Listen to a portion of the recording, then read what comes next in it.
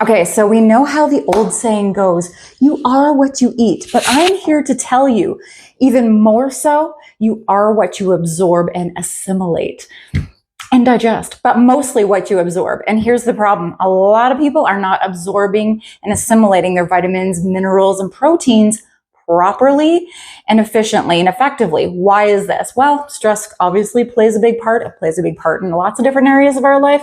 But what I'm here to do in this video is I want to talk to you about ways that you can start to digest and absorb your food, especially protein, because for a lot of us, we know that we need more protein in order for us to have the health, especially over the age of 35, 45, 50, getting into perimenopause and menopause.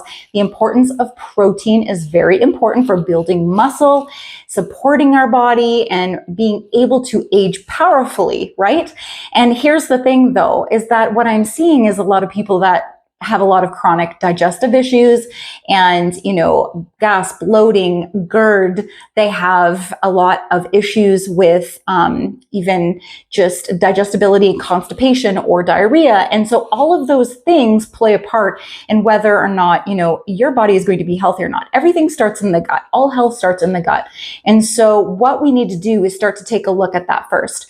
So the first and foremost thing that I talk to people about is whether or not, if you are suffering from GERD, if you're suffering from, a lot of digestive problems, there's a couple of things that you can start off with as an easy fix. Now, a lot of people are taking Tums, a lot of antacids, or they're on proton pump inhibitors. And the problem with these things is that the actual knowledge is not really there, is that you might feel a temporary relief, but what it's doing is it's actually the opposite of what you think. So a lot of people think that GERD is having too much stomach acid, and so that is causing the issues. But the problem is the opposite, where we don't have enough hydrochloric acid in our stomach. And so the body is working overtime and trying to break down the proteins and the fats that we're intaking and that we're unable to.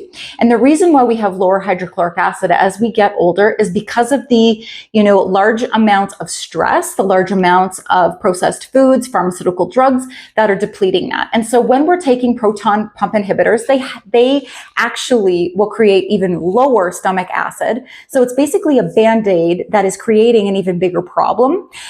Same with Tums and stuff. It's not creating a solution. And so one of the things that you can do is having a digestive enzyme of any kind, one from your health food store. Go to your health food store because they're more knowledgeable there, and there's a more wider variety of enzymes that you can take a look at. And you want to find one with hydrochloric acid. So it will just say HCI HCI on it on the side. And so you will be able to have one or two before or after a meal. It'll say before, but if you take it after, it's still fine.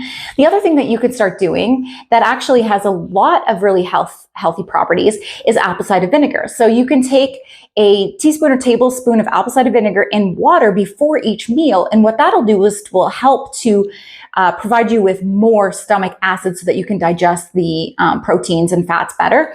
But the other thing too, a positive side effect to that is it's going to boost your metabolism. So a lot of people find that if they want to start shedding fat, that they will notice a difference once they start taking apple cider vinegar before their meals. Now, does it taste good? No, it doesn't. I know, and people want to take the pills, but the thing is that you're actually going to get a bit of a better benefit from having the liquid, because the pills, they open up in the stomach. Yes, it still works. Yes, it can be still effective. Yes. But you are going to find a more of a benefit with the liquid. It's the same thing as the next thing that I'm going to talk about, which is L-glutamine. L-glutamine is really great for healing and repairing the intestinal tract, but there is capsules and there is powder. Powder, again, better. Why? Is because you're going to intake it and it is going to help with all the way down to the stomach lining, all the way down.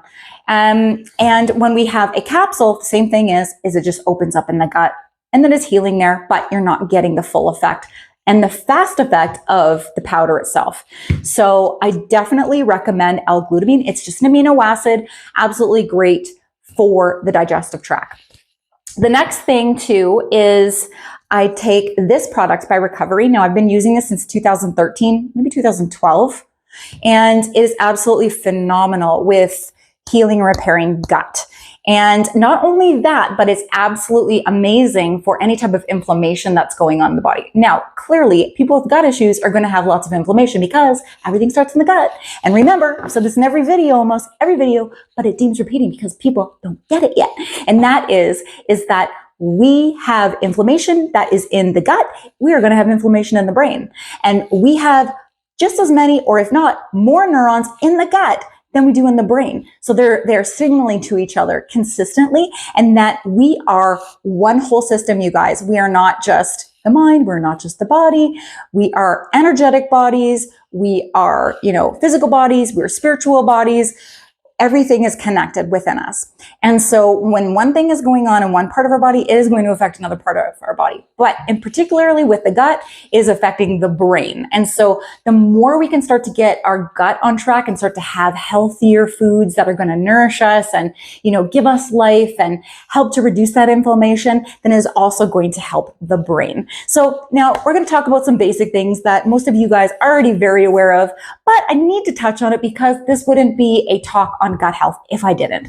And that is making sure that you can start to reduce processed sugars and processed foods. And this is so critical because not only does that people just think about having that and it equates to being fat, but what it equates to is creating a horrible digestive system. So causing constipation or diarrhea, causing a ton of inflammation, causing fatty liver, causing mental issues where it creates holes in the brain as we age. We're there's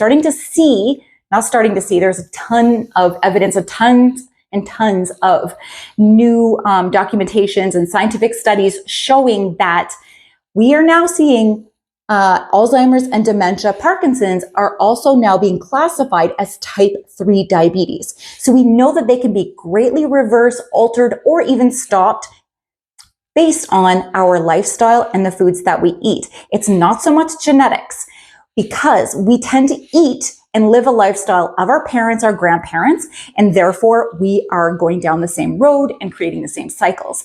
But we can stop that, and we don't need to have the large amount of processed foods that, we have been accustomed to eating.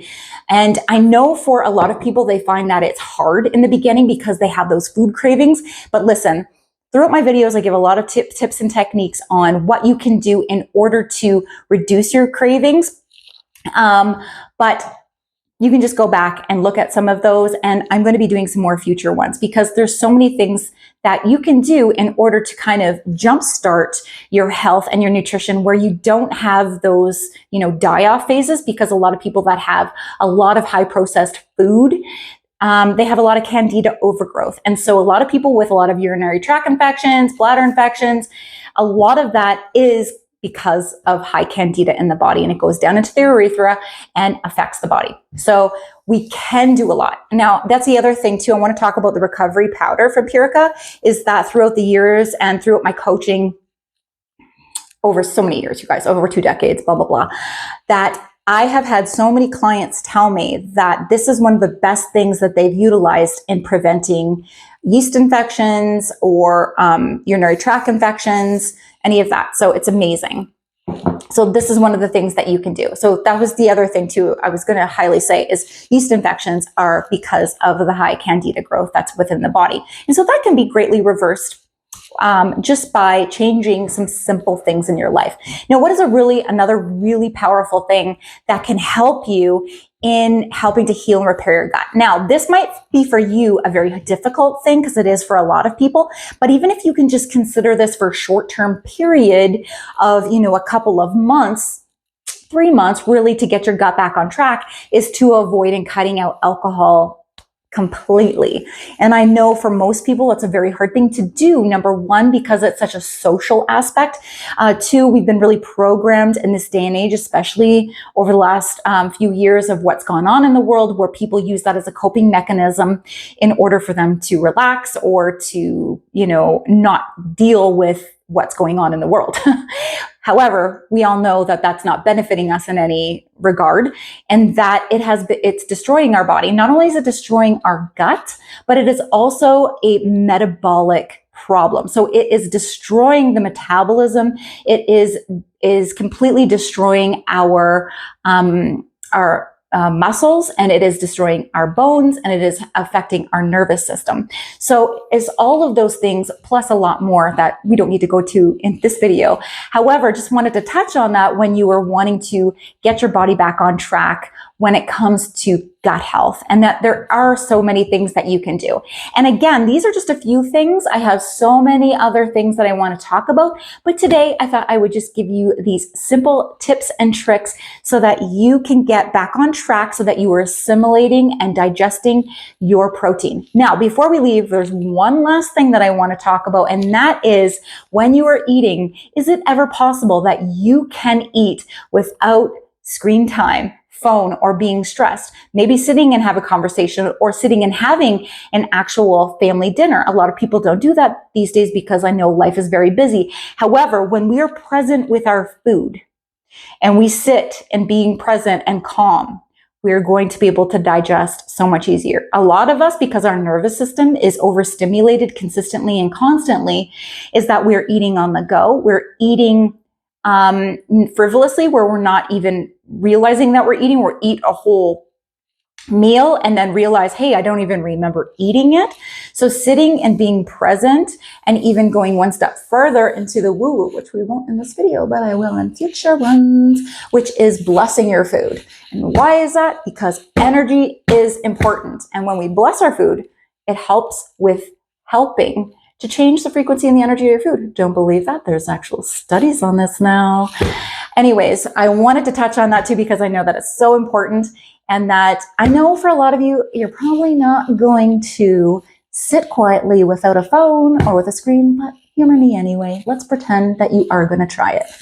Some of you might. Some of you might. The hardcore version of you guys, the ones that are now like, you're serious about getting on track with your food and your lifestyle and your health, you're going to do it. I want to hear from you. I want to hear how you're doing. And so those are some of the great things that you can start with. And I want to hear back from you. Okay, I'm going to talk to you in the next video.